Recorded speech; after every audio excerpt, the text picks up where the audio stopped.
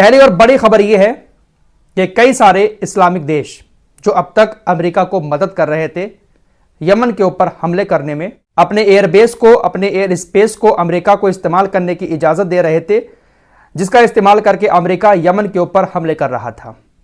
लेकिन पिछले एक हफ्ते से कोई ऐसी खबर नहीं आई है कि अमेरिका और ब्रिटेन की वायुसेना ने यमन के ऊपर कोई हवाई हमला किया हो। इसकी सबसे बड़ी वजह यह है कि कतर, यूएई, ओमान और कुवैत ने अमेरिका को अपने एयरबेस और एयर स्पेस को इस्तेमाल करने पर रोक लगा दी है। कतर, कुवैत, यूएई और ओमान के एयरबेस को इस्तेमाल करके अमेरिका अब यमन के ऊपर हमले नहीं कर पाएगा।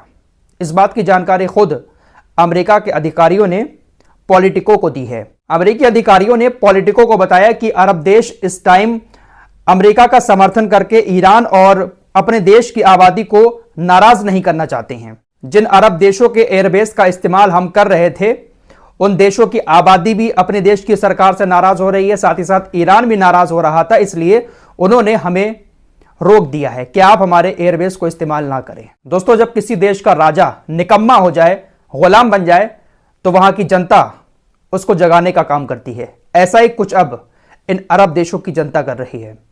बड़ी खबर जॉर्डन से आ रही है। जॉर्डन की सरकार भी इस वक्त पूरी तरह से यहूदियों और अमेरिकियों की गुलाम बनी हुई है, लेकिन वहां की जनता अपनी जॉर्डन को जगाने का काम कर रही है। आप सभी को पता ही है कि हुतीज ने लाल सागर में इजराइल के जहाजों को रोक दिया है, जिसके बाद जॉर्डन के ट्रक, सऊदी अरब के ट्रक रोड के रास्ते बहुत सारा सामान इजराइल तक पहुंचा रहे हैं। जिस रोड के जरिए जॉर्डन होकर जॉर्डन के ट्रक इजराइल में सामान लेकर जा रहे हैं, जॉर्डन की जनता ने उस रोड को ब्लॉक कर दिया। जॉर्डन के मुसलमान सड़कों पर उतर आए और उस रोड को ब्लॉक कर दिया, जिस रोड से ट्रकों के जरिए इजराइल तक खाना पहुंच रहा था।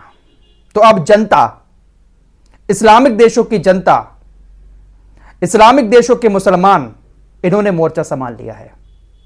गुलाम देश नहीं है, बल्कि गुलाम उस देश को चलाने वाले हुक्मरान हैं, जबकि जो उन देशों की जनता है, जो मुसलमान हैं, वो पूरी तरह से फिलिस्तीन के सपोर्ट में है। कल आपको खबर दी थी कि तुर्की के राष्ट्रपति रजब तैयब एर्दोगान इजिप्ट के अंदर आए हैं। 12 साल के बाद तुर्की का कोई राष्ट्रपति इजिप्ट के अंदर आया, अपने संबंधों को अच्छा कर लिया, लेकिन उम्मीद थी कि शायद हो सकता है कि इजिप्ट में आकर इजिप्ट को थोड़ा बहुत भरोसा दिलाएं, थोड़ा सा हौसला दें कि आगे बढ़िए, रफा के लोगों को बचाइए, गाजा के लोगों को बचाइए। लेकिन फिलहाल यात्रा से वापस आ चुके हैं एर्दोगान और तुर्की पहुंचकर कहा कि हम शांति की अपील करते हैं, गाजा में हम शांति की अपील करते हैं। इजराइल का कट्टरपंथी नेता बेन गवीर, इसने एक बार फिर से जहर उगला है। इसने कहा कि पूरी दुनिया यही कह रही है कि फिलिस्तीन को अलग राज्य बना देंगे, फिलिस्तीन को अलग राष्ट्र का दर्जा देंगे, तब शांति होगी। ऐसा कभी नहीं हो सकता। मेरे जीते जी फिलिस्तीन को मैं अलग राज्य का दर्जा नहीं देने दूंगा। बेंजामिन नेतन्याहू का बेटा अमेरिका के फ्लोरिडा के अंदर मौज मस्ती कर रहा है।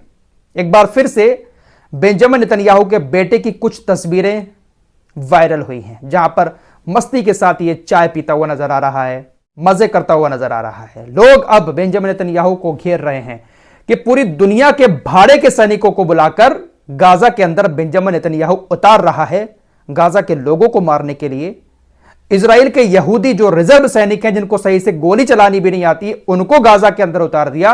लेकिन अभी तक अपने बेटे को बेंजामिन नेतन्याहू ने गाजा में क्यों नहीं बुलाया है? मेरे दोस्तों, नवंबर में भी जब जंग शुरू हुई थी, तब भी बेंजामिन नेतन्याहू के बेटे की कुछ तस्वीरें बीच पर मस्ती करते हुए वायरल हुई थी। नेतन्याहू सबको लड़ा रहा है, लेकिन अपने बेटे को आराम से अमेरिका के अंदर मजे करवा रहा है। यहां से हर देश की उस जनता को समझना चाहिए जिस देश के नेता लोगों को सड़क पर उतार देते हैं दंगा करने के लिए, और उनके खुद के बच्चे कहां हैं, उस दंगा करने वाली भीड़ को इसका पता ही नहीं होता है। किसी भी नेता का लाडला बेटा सड़कों पर उतरकर ना तो वो धर्म की रक्षा करता है और ना ही देश की रक्षा करता है। बहुत सारे एग्जाम्पल आपके सामने हैं। फिलहाल एक बड़ी खबर लाल सागर से आ रही है। ईरान से कुछ हथियार एक बार फिर से यमन की तरफ जा रहे थे, जिसको अमेरिका ने लाल सागर में पकड़ लिया है।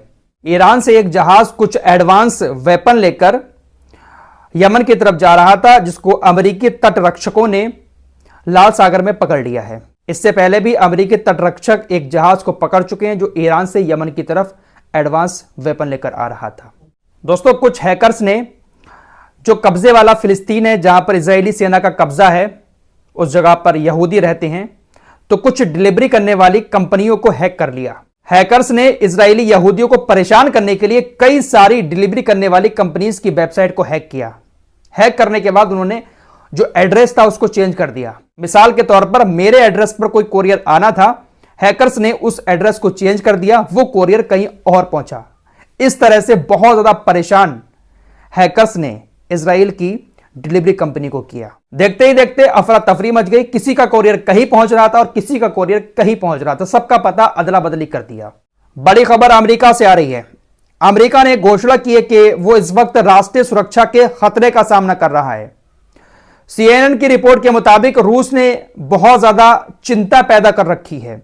कल यूक्रेन ने रूस की नौसेना के एक युद्धपोत को डुबो किया दिया है कि रूस लगातार बड़ी बड़ी बदले की धमकियां दे रहा है। अमेरिका ने घोषणा की है कि जो सैटेलाइट में हमारी बहुत सारी खुफिया चीजें घूम रही हैं, रूस के निशाने पर हमारी वो सारी खुफिया चीजें हैं। रूस के पास एक ऐसा हथियार है जिसकी नजर हमारी खुफिया चीजों को नष्ट करने पर अंतरिक्ष में लगी हुई है।